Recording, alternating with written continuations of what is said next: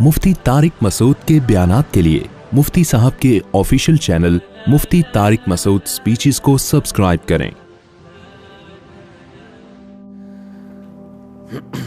قال اما من ظلم فسوف نعذبه ثم يرد الى ربه۔ اللہ تعالیٰ فرماتے ہیں کہ جب ذوالقرنین نے علاقہ فتح کیا تو ہم نے ذوالقرنین سے کیا کہا، اما ان تعذب، آپ کو اختیار ہے، آپ چاہیں تو ان کو عذاب دیں۔ کیا مطلب؟ قتل کر دیں ان کو۔ میدان جنگ میں پکڑے گئے ہیں، لڑائی کے بعد پکڑے گئے ہیں تو آپ کو یہ حق ہے قتل کر دیں۔ وَإِمَّا أَن تَتَّخِذَ فِيهِمْ حُسْنًا، یہ بھی آپ کے پاس حق ہے۔ اس زمانے کی شریعت میں ایسا ہی ہوگا کہ آپ ان پر احسان کر کے ان کو چھوڑ دیں، تو آپ کو اللہ نے دونوں اختیار دیے۔ اس زمانے کی شریعت میں ایسا ہی تھا۔ قال اما من ظلم، حضرت ذوالقرنین کی اللہ تعریف کر رہا ہے کہ ذوالقرنین نے فیصلہ یہ کیا کہ نہ تو میں سب کو چھوڑوں گا نہ میں سب کو قتل کروں گا، میں کیا کروں گا؟ من ظلم، جو ظلم کرے گا، فسوف نعذبہ، عن قریب اس کو میں سزا دوں گا۔ یہاں ظلم سے مراد ہے کفر پہ باقی رہے گا، جو کفر پہ باقی رہے گا، شرک کرتا رہے گا، برائیوں میں پڑا رہے گا، تو اس کو میں عذاب دوں گا۔ بظاہر ایسا لگتا ہے عذاب سے مراد قتل کرنا۔ ثم یرد الی ربہ، پھر وہ اپنے رب کی طرف لوٹایا جائے گا۔ فیعذبہ عذابا نکرا، اللہ پھر اس کو اس سے بھی بڑا عذاب دے گا۔ دنیا میں تو یہ عذاب ملے گا، آخرت میں اس سے بھی بڑا عذاب ہوگا۔ اس سے پتہ چلتا ہے کہ پچھلی امتوں میں شاید جزیے کا رواج نہیں تھا۔ یہ تو اسلام نے احسان کیا کہ تلوار سے آپ نے کسی کو مسلمان نہیں کرنا، بلکہ ہماری شریعت میں حکم یہ ہے اللہ کا، اب تو اقدامی جہاد ہی ختم ہو گیا کیونکہ مسلمانوں کے پاس طاقت ہی نہیں، اپنے ملکوں کو بچانا مسلمانوں کے لیے مشکل ہو گیا ہے۔ لیکن پچھلی امتوں میں جب پچھلے جو مسلمانوں کے ماضی میں جب جہاد ہوا ہے تو ہماری شریعت نے ہمیں، قرآن میں بھی ہے یہ حکم اور احادیث میں تو بہت ہی واضح ہے کہ کسی بھی علاقے کو جب فتح کیا جائے گا تو تلوار کے زور سے کسی کو مسلمان نہیں بنایا جائے گا، بلکہ ان کو پہلے دعوت دی جائے گی۔ اگر وہ اسلام قبول کر لیتے ہیں تو ان کو چھوڑ دیا جائے گا، اگر اسلام قبول نہیں کرتے تو تلوار چلے گی، اور تلوار کے بعد پھر ان پہ جزیے کو نافذ کیا جائے گا، ان کے جان اور مال کا تحفظ کیا جائے گا، اور ان کی عبادت گاہوں کو بھی باقی رکھا جائے گا، اور ان سے ایک مخصوص قسم کا ٹیکس لیا جائے گا ہر سال، جو بہت تھوڑا ہے۔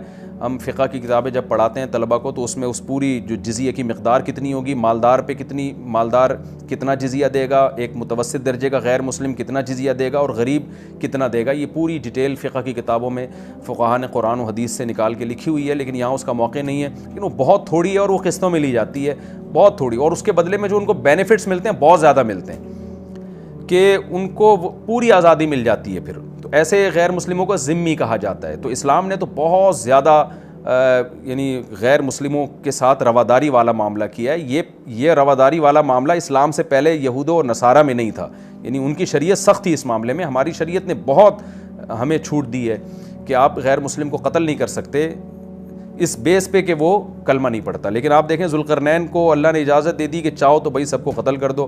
ذوالقرنین نے کہا جو ظلم سے بچ جائے گا، یعنی شریعت کو فالو کرے گا، میں اس کے ساتھ اچھا سلوک کروں گا، جو نہیں کرے گا میں اس کو سزا دوں گا۔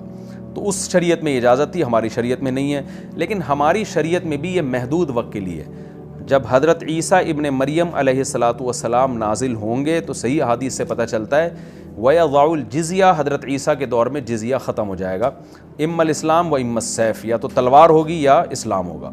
یعنی حضرت عیسیٰ جب نازل ہوں گے تو وہاں بالکل یہی حکم ہوگا جو ذوالقرنین کو اللہ نے حکم دیا تھا، بلکہ ذوالقرنین کو تو اجازت دی تھی کہ آپ چاہیں تو ان کو چھوڑ دیں، چاہیں تو سزا دیں، لیکن عیسیٰ ابن مریم کو اجازت نہیں ہوگی۔ وہاں یہی ہوگا کہ اللہ کی حجت بندوں پر اتنی تمام ہو چکی ہے کہ حضرت عیسیٰ علیہ السلام کو حکم ہوگا کہ اس وقت جو مجاہدین ہیں، جو اسلام قبول کرے گا تو بچے گا، نہیں کرے گا تو اس کو قتل کیا جائے گا۔ لیکن خوب سمجھ لیں آج یہ حکم نہیں ہے، ہمیں اجازت نہیں ہے کہ ہم آج کسی غیر مسلم کو قتل کر لیں، قطعاً اس کی اجازت نہیں ہے۔ تو یہ دو مسئلے میں ایک بتا دوں، ایک تو حضرت عیسیٰ کا، اور ایک مسئلہ ہے کہ عرب میں اگر کوئی غیر مسلم ہے جب اس کے خلاف جہاد ہوگا تو کیا ہوگا۔ تو اس بارے میں امام ابو حنیفہ کا موقف یہ ہے کہ عرب کے خلاف جب لڑائی ہوگی تو اس میں بھی جزیہ نہیں ہے، یا تو اسلام ہے یا تلوار ہے۔ تو ماضی میں جو لڑائیاں عربوں کے خلاف ہوتی رہی ہیں، امام ابو حنیفہ کا موقف یہ ہے کہ ان سے جزیہ نہیں لیا جائے گا، اور دلیل اس کی یہی ہے کہ عربوں پہ حجت تمام ہو چکی ہے، قرآن ان کی زبان میں نازل ہوا ہے، وہ تو قرآن کو اچھی طرح سمجھتے ہیں، اس کے بعد ان پر حجت تمام ہو چکی ہے، لہذا ان کے لیے حکام سخت ہیں۔ جو عجمی ہیں ان کے لیے حکام نرم ہیں۔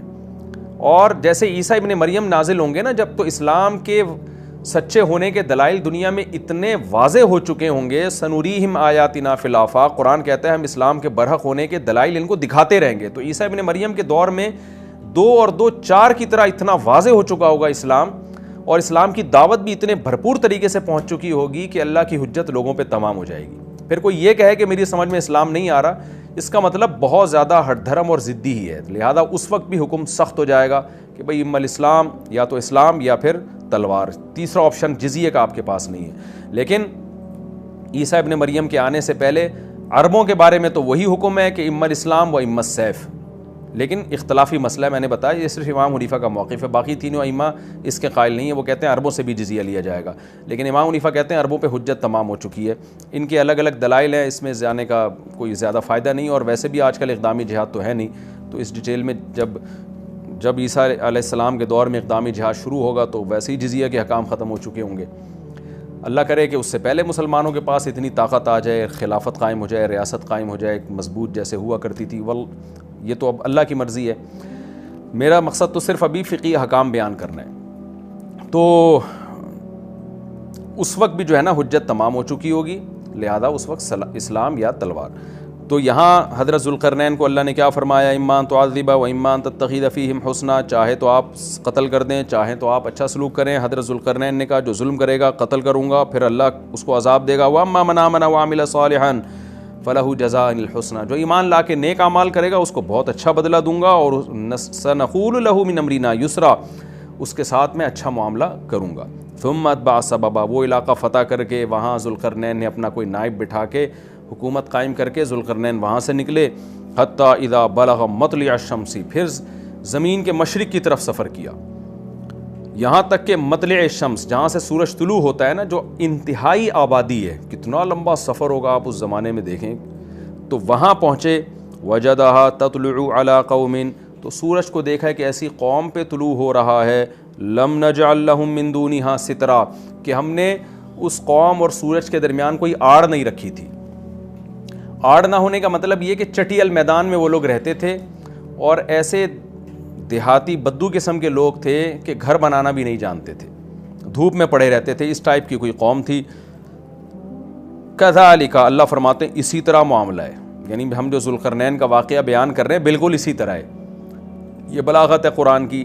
ایک اشکال ہوتا ہے نا کہ انتہائی مغرب شمس کو فتح کرنے کے بعد, انتہائی مغربی علاقوں کو فتح کرنے کے بعد, اس دور میں جب آپ کے پاس سواریاں نہیں ہوتی تھیں, ہوائی جہاز نہیں تھے, تو انتہائی مشرقی حصے میں پہنچے کیسے؟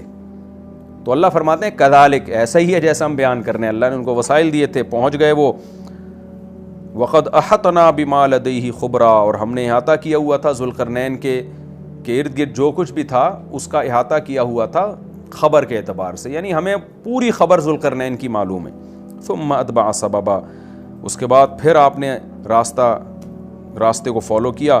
حتی اذا بلغ بین السدین, اب یہاں قرآن بیان نہیں کر رہا کہ کس سمت میں گئے, لیکن جمہور مفسرین اسی طرف ہیں کہ اس سے مراد ہے شمال کی سمت.